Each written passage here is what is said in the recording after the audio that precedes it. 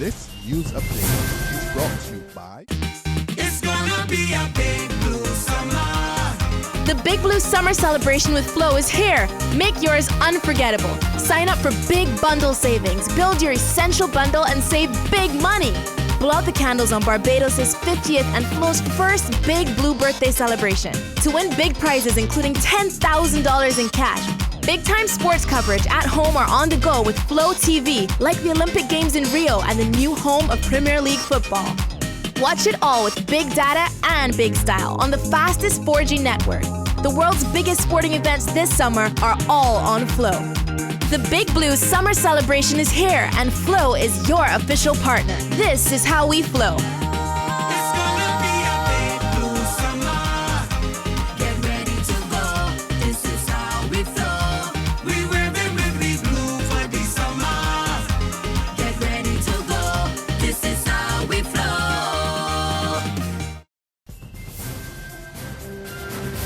This is the Barbados Today evening news update for Monday, July 18. Thank you for joining us. I am Marie-Claire Williams. The state-run Child Care Board admitted this afternoon that it did not properly investigate complaints of physical abuse against the late Coleridge Parry School student Shemar Weekes. Weekes was found hanging at his home in Checker Hall, St. Lucie on the night of May 14 last year. Barbados Today's Emmanuel Joseph has the details from the coroner's court. The confessions were made before a coroner's inquiry by Sherry-Ann Blackman, the child care officer who investigated the complaints, and Director Joan Crawford. The inquest, which is presided over by Coroner Manila Rene, is looking into the circumstances surrounding the death of the 12-year-old boy. The child care officer admitted that she did not adequately follow through with her investigations, and her director later conceded that the little boy fell through the cracks after the protection agency acted inappropriately in the complaints. The boy's mother, Julianne Weekes, his stepfather, Sean Graves, and great-aunt Clarissa Daniel, who had reported the allegations of abuse, were all in the Roebuck Street Coroner's Court today. Hearing of the case continues on Monday morning. Emmanuel Joseph for Barbados Today. Omar Lavon Haynes of Silver Hill has been remanded until August 4 after appearing in court today charged with serious bodily harm. Haynes was charged in connection with last Monday's shooting death of Troy Trotman of Silver Hill. He was not required to plead after Acting Magistrate Alliston Steele read the charge to him at Oistins Magistrates Court. Station Sergeant Rudolph Burnett objected to bail on the grounds that it was a very serious offense and one which he believed would be upgraded shortly to a capital offense. Haynes, a tattoo artist, is being represented by attorney-at-law Andrew Pilgrim QC. In more court news, teenager Kyle Greg Brown of Sturgis St. Thomas has been remanded to prison after appearing in court on a gun charge this morning. When he appeared before Magistrate Christy Cuffy Sargent, 19-year-old Brown was not required to plead to the indictable offense of having an unlicensed gun on Saturday, as well as having 5.1 grams of cannabis on the same date. He is due back in court on August 15. Commerce Minister Donville Inniss has mandated that the Fair Trading Commission is not to publicly comment on matters before they investigate and make a decision. Inniss says while institutions, companies and individuals are encouraged to raise their concerns with the FTC, the body will not be engaged in any public discussions while investigations are ongoing. He was addressing the opening of a one-day workshop on competition law and policy in CARIFORUM at the Savannah Hotel this morning.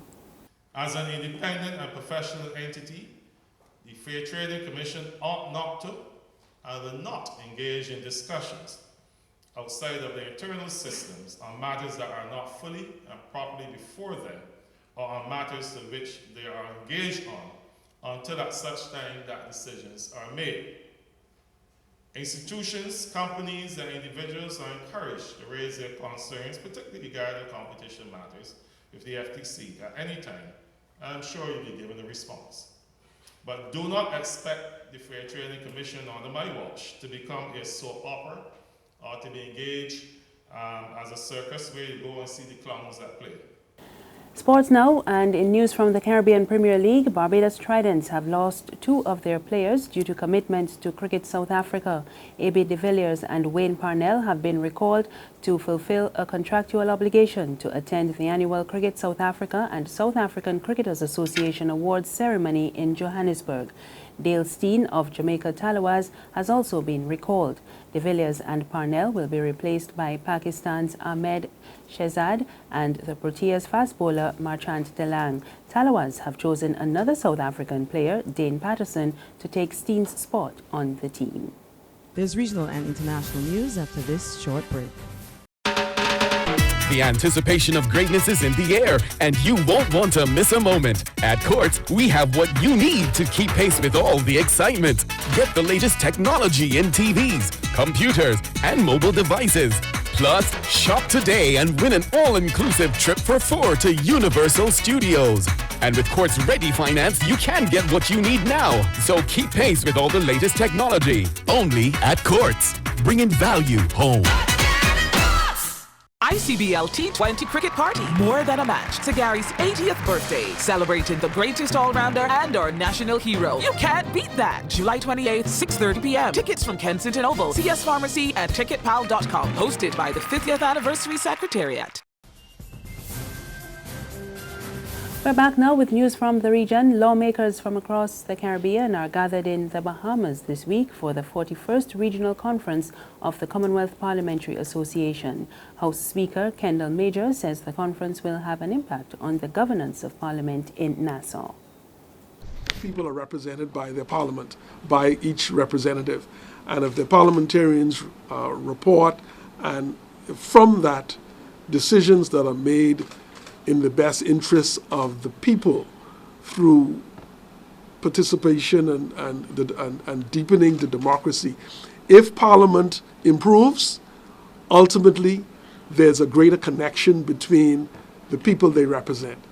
Most parliaments, there's a disconnect because Parliament is off doing its thing and people are wondering, well, what are they doing?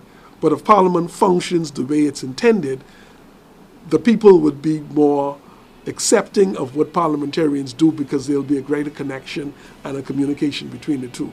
On the international scene, a former Air Force commander held in connection with last Friday's attempted military coup in Turkey is denying being the ringleader. General Akin Öztürk and 26 senior officers were today charged with treason and remanded in custody. The state-run news agency had earlier quoted him as telling interrogators that he acted with intention to stage a coup. But Öztürk told prosecutors he is not the person who planned or led the coup. Meanwhile, Turkey's Western allies are raising concern at the crackdown on the military and judiciary following the failed coup attempt, and they are urging the president to respond in a measured way. But a former prime minister says the country will defend itself regardless of what its European neighbors are saying. We will defend our country, regardless of what European or French friends are saying. When there was a terrorist attack in France last year, as Turkish Prime Minister, I was in the streets of Paris to defend the rights of life of our friendly French people. Now we expect French government and all European government to defend the right of life of my people in Turkey who have been bombarded by a criminal gang, by airplanes, who have been attacked by fire guns from the military. This is even worse than a terrorist attack. Nobody can use the assets of my country to kill my people. Nobody can criticize the government because of reacting against this criminal organization. Whatever they say, we will work for our country and we will defend our democracy, we will defend our people. And finally, 20 people have been injured by a gunman wielding an axe on a train in Germany. And that's the news. There's more on our website, www.barbadostoday.bb. You can also subscribe to our e-paper, email updates, and like us on Facebook. We're on Izumi Media in bus terminals and Screenplay at supermarkets and gas stations near you. Or you can tune in to Channel 99 on Flow TV or Mix 96.9 FM for more news and sports. I am Mary Claire Williams. Good evening.